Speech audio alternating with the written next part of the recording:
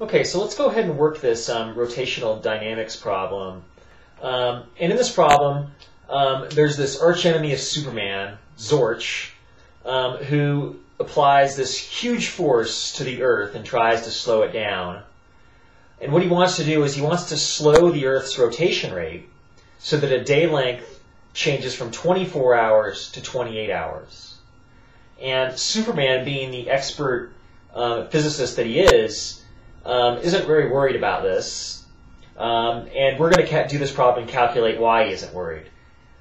So the goal in this problem is to calculate how long it takes Zorch to slow the rotation of the Earth down. Okay? And so Zorch wants to slow the Earth's angular velocity.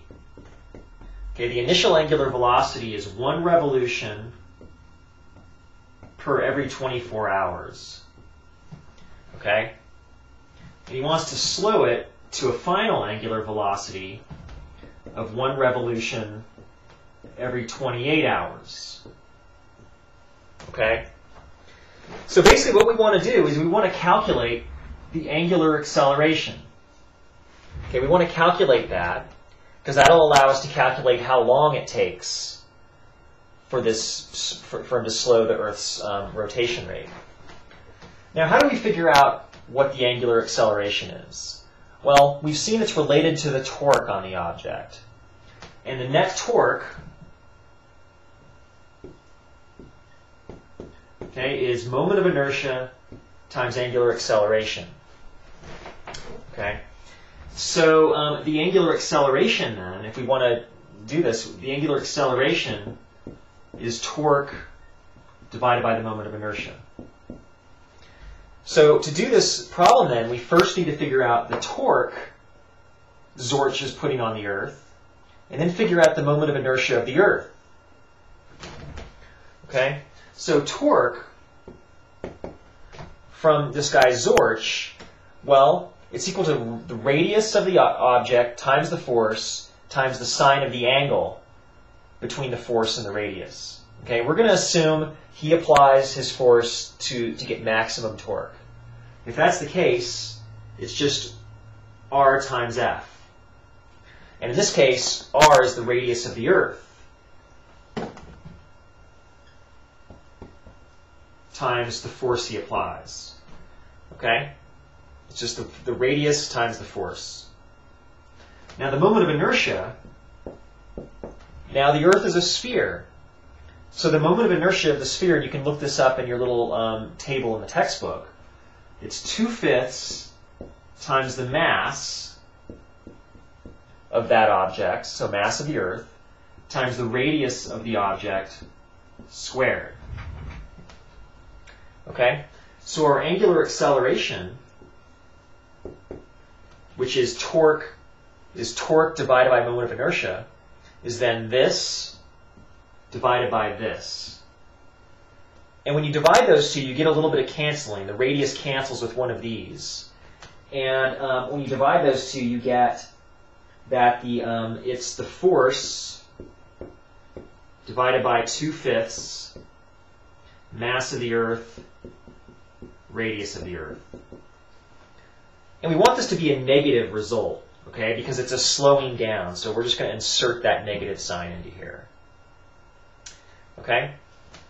So you plug these values in. The force is 4 times 10 to the 7 newtons.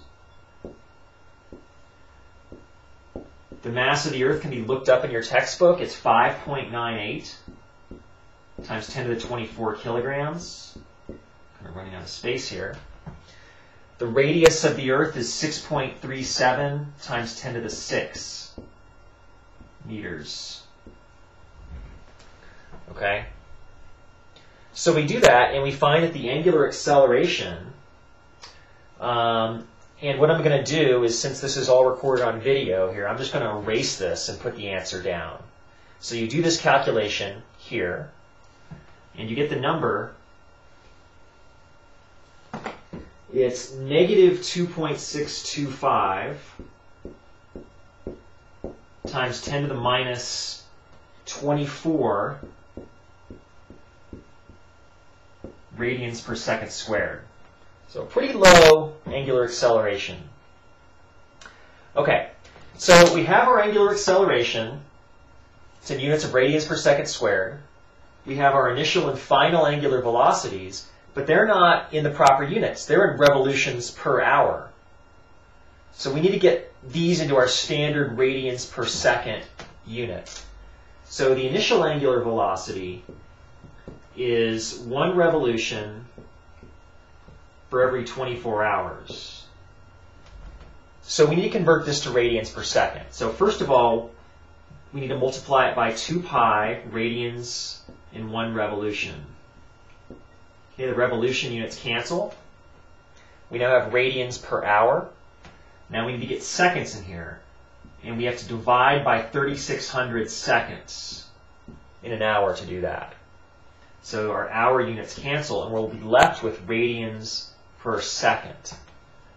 So we do this calculation, 1 divided by 24 times 2 pi divided by 3,600, and the initial angular velocity, or the Earth's angular velocity, is 7.272 times 10 to the minus 5 radians per second. Okay? Now we do the same thing to the final angular velocity. I'm going to skip all these intermediate steps in here. So after doing the same approach here to our 1 revolution per 28 hours, that angular velocity is 6.233 times 10 to the minus 5 radians per second. Okay? So now the question is, given an initial angular velocity of this, an angular acceleration of this, how long does it take to get to this final angular velocity? Okay, now it's just a kinematic problem, much like the kinematic problem we did in the last lecture. So I'm going to erase this top level here.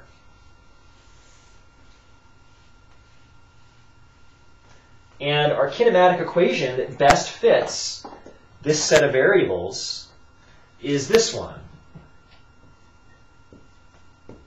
Okay? And we solve that for time. We want the time it takes for this slowing to happen. That's delta omega divided by our angular acceleration. So delta omega is omega final minus omega initial. So this minus this, that goes into the numerator. Our angular acceleration here goes in the denominator. And when we do that calculation, we get the answer 3.96 times 10 to the 18 seconds. Okay? And in terms of years, that's 126 billion years. Okay? Now, the Earth has only been around for about 4.5 billion years. So obviously Superman isn't going to be very concerned when he knows, being the genius physicist that he is, that Zorch would take about 126 billion years to actually slow the Earth down. So he's not too concerned then.